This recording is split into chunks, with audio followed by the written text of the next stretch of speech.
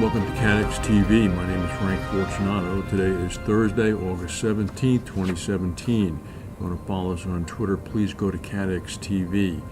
There was an earthquake that struck near Lisbon, Portugal at 7:44 a.m. this morning. It was a magnitude 4.3 on the Richter scale. It apparently caused considerable shaking in the Lisbon area. About 3.5 million people were affected by it. A number of tourists, of course, are inundating the area. This is high time for the tourism season there. Did not cause any damage or injuries. Lisbon, of course, is an earthquake zone. In 1755, the city was demolished by a magnitude 9.0 earthquake that ended up generating a tsunami, killing 40,000 people in Lisbon alone. Shares in the Australian reinsurer QBE dipped more than 7% on the Australian stock market after the company released first-half results. The company's overall results were not bad, as we'll describe to you. However, it did see problems at its emerging markets unit, which had then restructured. The company overall reported a near 22% increase in first-half group pre-tax profits up to $422 million. The emerging market ratio, however, the underwriting loss ratio, increased about 11 points up to about 111%. QBE announced that the results from the emerging market group is as a result of poor underwriting and was due to a material increase in accident year claims in both Asia Pacific and Latin America, along with adverse prior year development claims coming from Hong Kong workers' compensation business. QBE announced that it was pulling out of the Thai market and would revise its commercial lines pricing models in Asia Pacific. It also indicated that in Latin America it would cut its acquisition costs. The two regions, Asia Pacific and Latin America, will now report results separately into headquarters.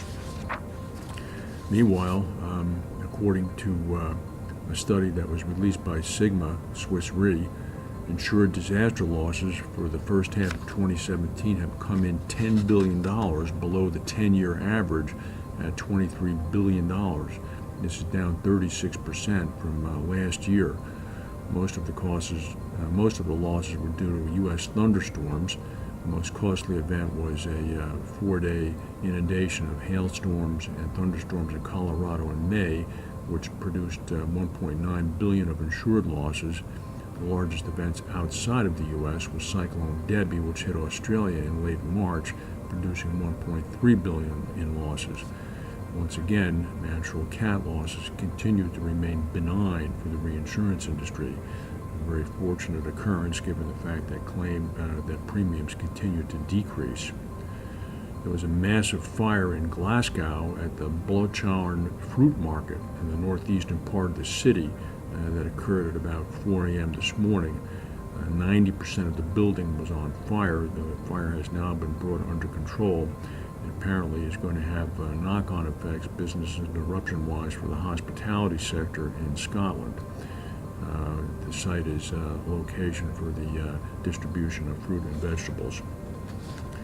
According to the South Korean president, who has recently taken office, Mr. Moon, he said that the United States has agreed not to take any military action against North Korea without first getting his approval.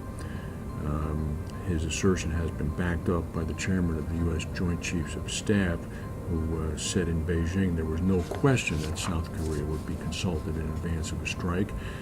Of course, there's concern because in the event of a strike, Seoul, which has 25 million people, half the population of South Korea living in its metropolitan area, is some 20 miles from the North Korean border. The U.S. Embassy in Seoul had no immediate response to President Moon's comments, referring requests for comment to the White House. Of course, the U.S. Embassy has no American ambassador to South Korea, as President Trump has not named one yet.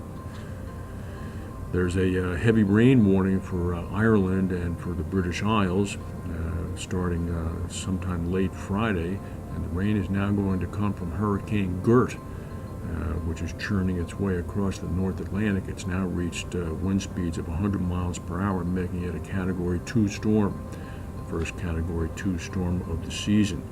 Meanwhile, forecasters in the U.S. are watching three systems brewing in the Atlantic Ocean between Africa and South America and heading westward. Two of those have a 40% chance of developing into tropical storms over the next 48 hours, while the third one has a 40% chance of developing into one over the next 5 days. An annual report of the best cities in the world to live in has once again placed Melbourne, Australia in the top position. The capital of Victoria has taken the top spot for the 7th year running in the report put out by The Economist. Some of the other cities in the top 10 are Adelaide and Perth, also Vancouver, Toronto, and Calgary. The worst cities are Tripoli, Libya, Lagos, Nigeria, and Damascus. Tokyo, London, and New York, and Paris are not in the top 100 because of congestion, crime, public transport problems, etc.